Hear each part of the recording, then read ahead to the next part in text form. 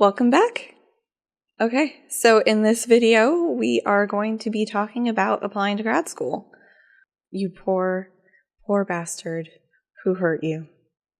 That's about the reaction I got from a lot of people in grad school when I applied to grad school way back when. A disclaimer, I applied to grad school in the mid-aughts, so it has been some time. Some things have changed, but I'm sure a lot of things haven't changed. Okay, so this video is going to have 3 chunks really. Things to consider about applying before you apply during the application process, typical contents of an application packet, and finally some tips. Tips from my experience applying and also being on the committee. One year when I was in grad school, I was able to be on the selection committee of the coming in grad students. So got to see the backside a little bit. All right, so first, things to consider. One thing to consider is the cost of grad school, the cost of attending. If you are in grad school, or if you're thinking about grad school, you have gone through undergrad and you know some of the ins and outs of the system. In-state versus out-of-state tuition, out-of-country tuition, different loopholes you can find, scholarships, grants, all of these things still play a role in grad school. But grad school does cost money, and I'll talk about this more at the end of the video, but it does cost money to continue your education. That is something to consider, and also maybe the trade-off in going to grad school versus trying to find something just with an undergrad degree.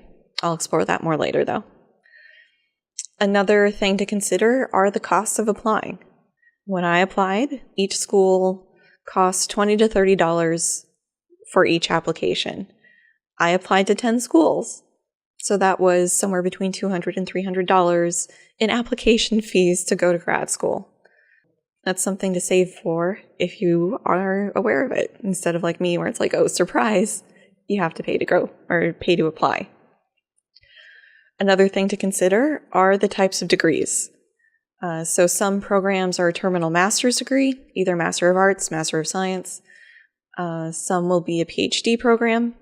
If you're going into counseling, you might be able to consider a PsyD, which is different than a PhD. It's not thesis-based like a PhD is. It's more focused on just practical counseling skills.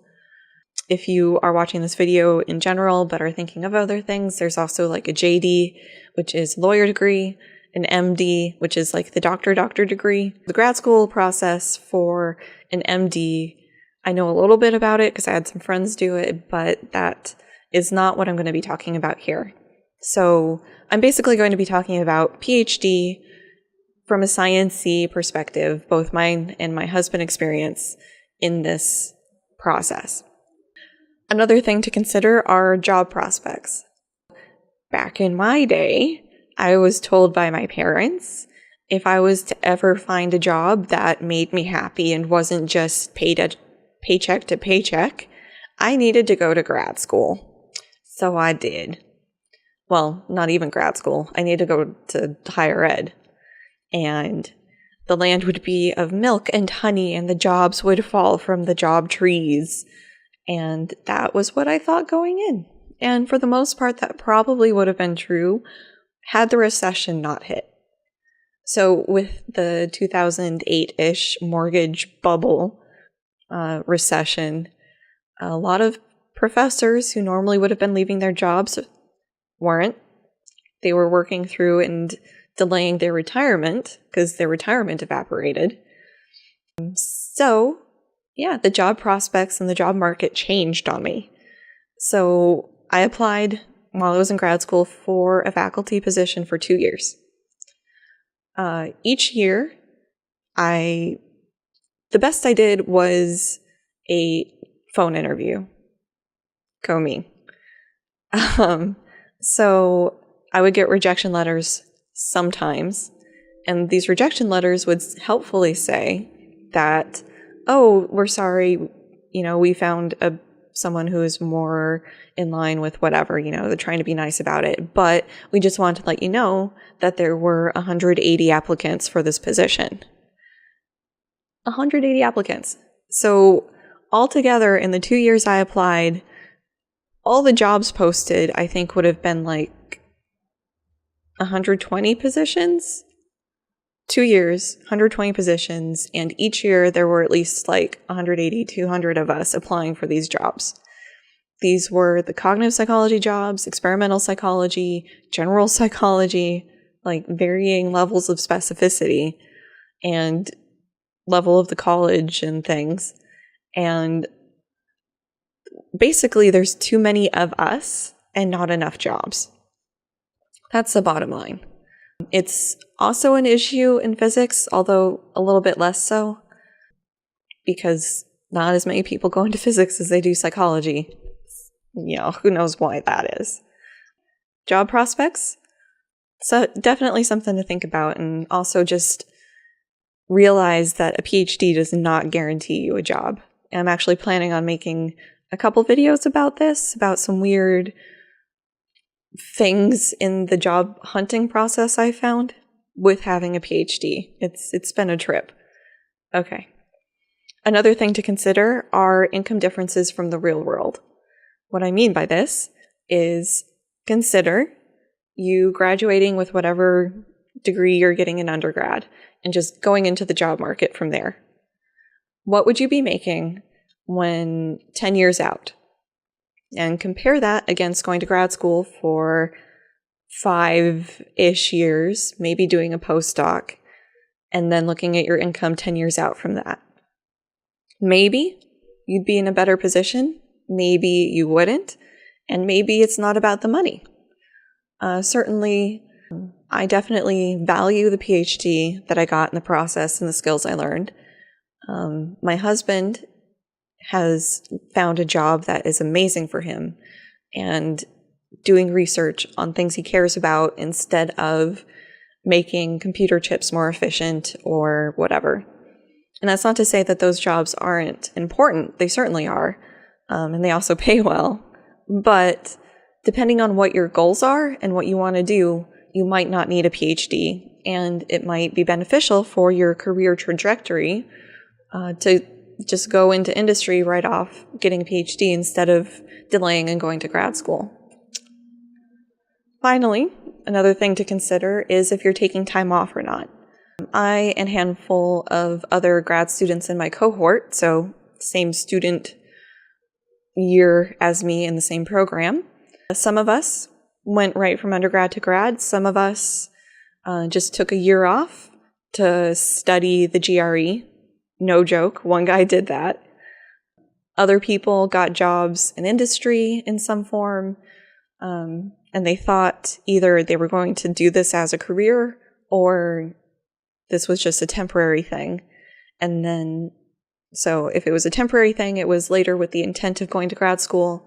Others, it was, I really don't like this. I'm going to go to grad school so I can do my own research, teach, whatever.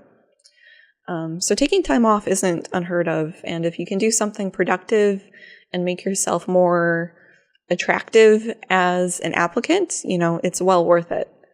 Moving on to the typical contents of an application packet. You're going to need an official transcript. If you're applying while still being a student, you send your current transcript, and then you'll have to send one when you graduate to say, like, yes, I actually finished and I'm not trying to fake a degree here. Those, depending on your school, you might get a couple for free, you might not. It's another cost. At my school, it was $10 after the first 3 or 5 or something. And so the schools that wanted me got the finalized ones, and the schools that didn't only got the unofficial, incomplete transcript. You will also need your GRE scores. I think this is still pretty universal that grad schools want you to take the GRE. So the GRE, there's a verbal part, there's a math part, and there's other stuff. When I took it, there was essays to analyze your critical thinking ability. I think it's changed somewhat. When I took it, they were just starting to do electronic testing. I think that's pretty much the norm now. But you'll need to know trig, or up to trig, so algebra, geometry stuff. And then the best advice I have for the vocabulary is to just study the stupid words. I did the best I could, sort of seat in my pants, sort of studied that, and I did okay. I know a guy who sat down with flashcards and studied it and got a perfect score. And that was basically like an open door into whatever school he wanted. And it was just memorizing these really obscure words for the GRE. So, study, I guess, would be the bottom line there. But anyway, so you need to send your GRE scores to the schools, and you get so many for free, and then you have to pay. Again, this theme of having to pay for sending stuff to people for your application packet. Then you will need your CV. It's easiest to call it the CV. It's basically an academic resume.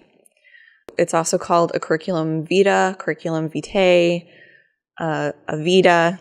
It has many different names, but it's always the same thing. So this is an exhaustive description of what you've done academically. So if you're applying to grad school, you probably don't have a lot of things there. You might have some research experience.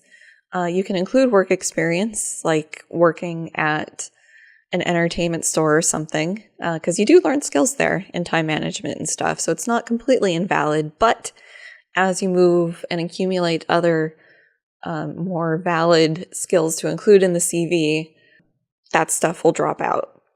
A tip here, and for the next thing you need to include, is to try to get involved with research in your department. Try to be an RA, try to get your hands on in the labs. Where I went to school, it was a very small psychology department. There were 3 professors when I was there at the time. The only opportunity I had was to work in the rat lab. I basically took care of the rats, cleaned their cages, fed them, bred them, and that was the best I could do. I also did an independent study where I proposed an experiment, ran it, whatever. At a lot of schools, that would basically be the undergraduate thesis process, but that wasn't formalized at my school, so anyway. So you can do research on your own with the help of faculty. The reason I'm hammering this is to, 1, have things to show on your CV, and if you're at a big enough school or with the right sort of people, they will get you involved in research. They might send you to conferences to present the research that you did. And that is something that goes on the CV, and that is something that looks amazing when you're applying to grad school. If you come in knowing how to do research, you're a leg up on everybody else who doesn't. Related to the CV, you need to have at least 3 letters of recommendation. The most I ever saw requested was 4, but basically you need to hit up people that you've worked with, hopefully, to classes from, interacted with, to write letters saying that you would be an awesome and amazing grad student, that you know your research, that you learn quickly, that you know your stuff, that you're good in a lab, that you can do math. All of these skills, we're looking to the letter writers to be able to say the student actually knows what they're doing, or no, they'd be a hazard in the lab. To get these letters, approach people that you've hopefully worked with, to classes from, whatever, and ask if they'd be willing to write you a letter. Hopefully they say yes, an enthusiastic yes. Some professors will say they'll do it and then send off a shitty letter. It's awful. But those types of people probably weren't that great to interact with to begin with. My experience is if somebody can't write you a strong letter, they'll let you know. Like, well, you only took 2 classes from me, so if you can find somebody else who can say more, I'd go with them. I'd be happy to write you a letter, but it's not going to be the strongest letter. And that's fine. Sometimes that's all you got. One school I applied to needed 4 letters. I had 3 professors, so I had to find a 4th. And it was a guy I took 2 classes from and then was a grader for. So I'm sure it wasn't the best I'm sure it wasn't the best recommendation letter, but it was the best I could do. Another thing you'll need is a personal statement or statement of interest or both. These are basically you talking about why you would be a good fit at this school. why you want to get into whatever field you're getting into, specialization. If you have an interesting and fun story about it, include it. I included a story about some psychomotor effect that I tested on my husband, and it was fun. Don't include horrific or off-putting stories. You may have a morbid sense of humor, and that's totally awesome. I love dark humor. But know your audience and sort of be able to read the room even though you're not there. I remember many years later, it's been at least 10 years now, this one statement of interest from an application I was looking at. She starts off by talking about her brother screaming in pain and blood being everywhere. Whoops. It's so traumatic I hit the microphone. Okay. Because her brother was bit by a dog and blah, blah, blah, blah, blah. Bottom line, she became interested in memory because this memory was so vivid and etched into her brain. Cool. It really put off everybody who read this application. Like, okay, so she's got this story, but it's kind of weird. And then you look into her information more and pick apart her recommendation letters more and get this idea that maybe she's not the best fit for the program. Maybe she's not that strong of a student. Maybe she doesn't have research experience. Getting one sort of red flag like that, you start to look for others. Something else to not do is a 1-2 punch. Don't handwrite your materials and don't perfume it. We got one of those. It was lovely purple stationery, and I'm sure the smell of her perfume was lovely when it was just lightly applied and not locked into a room with you. That was a hard pass. Something else you'll need, as I mentioned before, is the money. You gotta pay to apply. If you are of a certain income threshold, you might get waivers. So that's definitely something to look into. Saved us a little bit of money because we were basically living off scholarships, so very low income. But it worked where we were. But we qualified for some income assistance on applying to things. Depending where you're applying, you might need some sort of language competency proof. So if you're non-American, non-English speaker coming to the US, you'll need to take the TOEFL, which is Test of English Fluency in L, to basically demonstrate that you will be able to communicate in the place you're trying to go. I imagine if you're like American, Canadian, something going to like Europe or China or wherever, you would need to demonstrate proficiency in whatever language you're going to be doing your program in. Last segment of the video. Tips. The first tip, just the tip, is to vary the likelihood of you getting into schools. Basically vary the safeness of your applications. Have some that you know you'll get into, no sweat. Very safe bets. And then have some that would be amazing to go to. These are amazing to go to because they're people you really want to work with, or it's a top tier school, it'd be amazing pedigree, whatever. Because, they may be a long shot, but you might just get in. I applied to 10 schools and I got into my number 2 pick. So that was pretty cool. Another tip is to contact who you want to work with before you apply. So before you even think about applying, you're thinking about it, but look at who you'd want to work with at most of these places. So in psychology, we tend to go with the mentorship model where you'll be working with one faculty member basically your entire time there. I didn't know that. Email these people. Just send them a quick email. Hey, I'm thinking of applying to work or to do grad school at your program and work with you in this year. Are you accepting students for that year? As I said, I got into my number 2 school. That was the only school I got into. And speaking with one of the faculty members in my department later, he said that probably I only got into that school because I didn't do this step. I know for a fact that my number 1 school, the number 1 person, took somebody from my school the following year. So he just wasn't taking students the year I applied. That would have been great to know. So send them an email, say you're interested in working with them. If you can, identify topic areas. Like, hey, are you still doing research on this topic? I saw this paper, we talked about it in class. It was really interesting, and that's what I'd like to do in grad school. Are you still doing this? Get really mega brownie points if you can point to like a recent paper that they've done and like, oh, this was really cool. Are you still doing this? Are you looking at different directions? For super mega brownie points, have you considered this other thing? I would be interested in doing this sorts of research. You know, professors love having their egos flattered. Bottom line, somebody's heard of my research. I love them forever. They can be very vain little creatures about that. So if you come to them saying like, I'm interested in this stuff, I want to work with you, they're probably, if they're not a dick, they're probably going to respond to you and say like, oh, I'm sorry, I'm not taking students.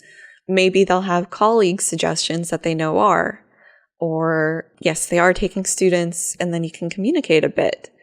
The students I saw do that in the year I got to be on the committee, the faculty members were fighting for them to get into grad school. Like they were advocating for them. I want that student. The student's mine. She talked to me. She's awesome. She's a rock star. I want her in my lab. And so the thing that kept me from doing this, or had the thought even crossing my mind, don't feel like you're putting these people out by contacting them. They're used to talking about their research. And if they're accepting grad students, this is part of their job. It's not like you're wasting their time or whatever. Flip side of that is if you do get a really hostile response, you do not want to work with that person at all. If they can't even be civil in an email, they're going to be a monster to work for, okay? Like, do not go there. If you can, find out the funding details. So this varies so drastically across the different schools and different programs and different majors. And so what am I talking about? Okay. There's different ways you can be paid in grad school if you're going to be paid. My husband, for the most part, was a research assistant. What this meant is he was paid to do research. He was paid to be a grad student, basically. So his time spent working was working in the lab, and this was research related to his dissertation. That's cool. The other cool thing about being an RA is you're paid more, typically. Usually it'll be through a grant or something, so your stipend will be higher than if you're a teaching assistant. Okay, and also with an RA and a TA, at least when I went to school, you also got a tuition waiver. So you didn't have to pay the cost of tuition, you did have to buy books, and the stipend was supposed to cover living expenses. We were very much told in my program not to work outside of school. Some students did anyway, and they got no end of grief about it, but part of me wishes I did too. Because when I graduated, I had $40,000 worth of student loan debt. My friend had over $100,000, and I know another guy who's a good friend who I think graduated with like $120,000 in student debt. Oh, he didn't even get to graduate. Ugh. Drama. Yeah, we do sometimes have to take on debt. Anyways, you got your RA, then there's teaching assistantships. This is what I spent most of my time doing. So with the teaching assistantship, you still get the tuition waiver, and the stipend comes from helping with teaching. My school, it was 10 hours per assignment, and you would get 2 assignments, so 20 hours a week-ish of work. This could be helping a professor with a class. This could just be a dedicated grader position where all you do is grade papers, tests, exams, quizzes, essays, what have you. Or you might teach labs or courses. The weird thing in teaching courses, and I'll probably make a video exploring this further, is you'll be paid at a grad student rate, typically. So the school is definitely benefiting from you having this teaching opportunity to teach a class. But anyways, RA, TA, finally, no support. So you might get a tuition waiver from helping out with some stuff, but you might have to pay for everything out of pocket. As in the case of my friend who graduated with $120,000, well, I keep saying graduated, who left grad school with $120,000 in debt from undergrad and what he did of grad.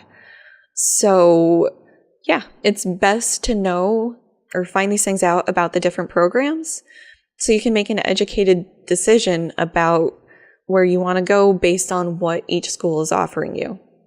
And if you start getting acceptances and you find out this one, your advisor landed a grant and he'd be able to support you in an RA position for a couple years, and this other school, you would just be a teaching assistant, you can use that to help inform your decision of where you're going to go. The final thing is, for some people, and this blows my mind, but I mean, like my best friend from grad school, this was the case. For some people, this is the first time they're living by themselves, away from their family. And their family may resist that. This is your life. Go where you think would be best for you. Don't let your family dictate your decision. Like my friend, her family fought and protested and really did everything short of applying for her to keep her in state and at home. Next video in the series is going to be talking about grad student life. What can you expect from things, what it's like, pitfalls, that sort of stuff, because it is a bit different from undergrad. And yeah, so before the camera cuts me off again, see you in the next video. Oh, I am so bad at being a YouTuber. Okay, call to action. If you enjoy this content, consider subscribing to my channel. Like this video if it had useful information for you. If you have any questions about anything, hit me up in the comments or on Twitter. I'm going to try to get good at Twitter. So bear with me, it will be a learning experience for me. Or support the channel. Patreon, we've got like a other PayPal thing. Every little bit helps. So, all right, see you in the next video.